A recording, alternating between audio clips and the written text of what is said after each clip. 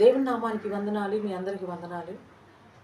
ఈ యొక్క ఫోన్లో మీరు చూస్తున్న అందుకు దేవునికి చాలా చాలా వందనాలు. చూసిన ప్రతి బిడ్డ హృదయము తెరవబడుగాక యేసునామములో.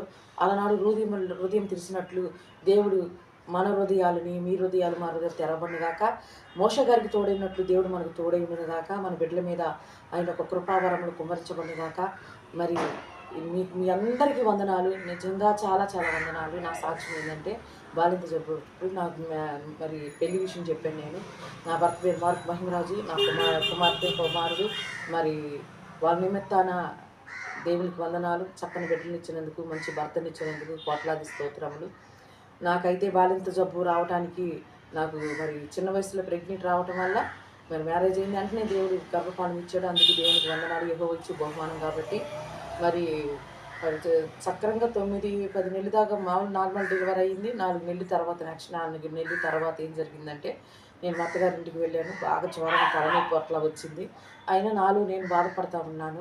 అప్పుడంటే అన్ని కష్టాలు, బాధలు, వేదనలు. ఇది మీరు చూస్తూ ఉండండి. ఇది నిజ జీవితము. నిజంగా దేవుడు గొప్ప దేవుడు, మహిమ కలిగిన దేవుడు. ఆ దేవుడు నా విషయంలో ఎంత గొప్ప కార్యములు చేశాడు.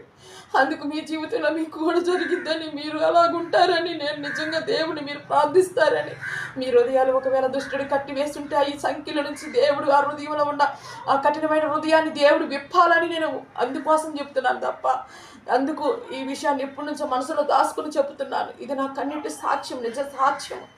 అలాగున్నా నేను దేవుడు నన్ను ఎంతగానో మరి బాగా బాధపడుతున్నా. జ్వరము, తలనొప్పి, ఒలి నొప్పులు అన్నీ పట్టుకుపోయి జడేసుకోవడానికి కూడా స్థానం లేని నేను మరి మంచంలో పడుకునున్న నేను దేవుడు మరి అంత 7 రోజులు 8 రోజులు మరి అప్పుడు ఉన్న చాలా రోజుల వరకు అలాగే మూలుగుతూ ఉన్న అనుకోని రీతిగా మా నాన్న వచ్చాడు. మా నాన్న వచ్చి చూద్దామన్నట్టుగా వచ్చాడు.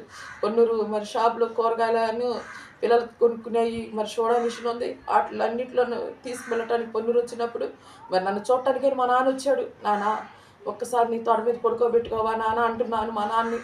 మరి అక్కడ నుంచి ఒక ఊరు నుంచి ఒక ఊరికి నడిచి రావాలి. ఇప్పుడైతే ఆటోలు అన్నీ ఉన్నాయి, అప్పుడు అవి ఏం లేవు. మరి మాది పచ్చి పల్లెటూరు. మరి అక్కడ నుంచి వచ్చేటప్పుడు మా నాన్న వెళ్ళి రిక్షా తీసుకుని వచ్చి నన్ను చూస్తూ ఏడుస్తూ ఉన్నాడు. నన్ను మా నాన్నగారు తీసుకుని వెళ్ళాడు, మోతుకూరు తీసుకుని వెళ్ళాడు. అందు నిమిత్తం దేవునికి వందనాలు.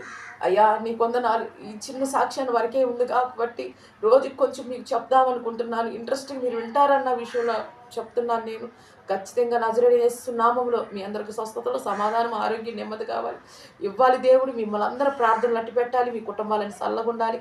సమృద్ధి దేవుడు యేసు నామములో మీ అందరికి కలుగునుగాక. ఆమేన్.